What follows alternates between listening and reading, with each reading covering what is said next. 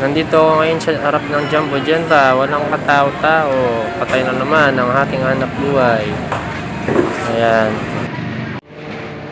Ayan, ang tatahimik na mga tao. Ayan. Ito ang sitwasyon natin ngayon dito. At meron akong nakita katutubo nating Aita. Ayan, kasama niya ang kanyang anak. Naawa naman ako kahit papano gusto natin tumulong. Nilapitan ko siya.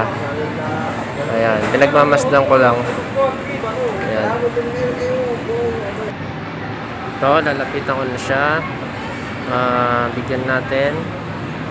Mukhang gutom na gutom si kuya. Ayan, nalapit na ako.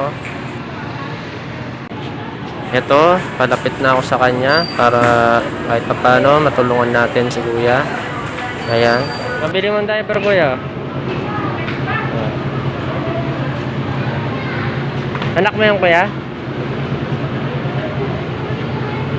Saan ka umuwi kuya? Saan? Lanas po. Saan yun? Sa Lapor. Layo pa pala no?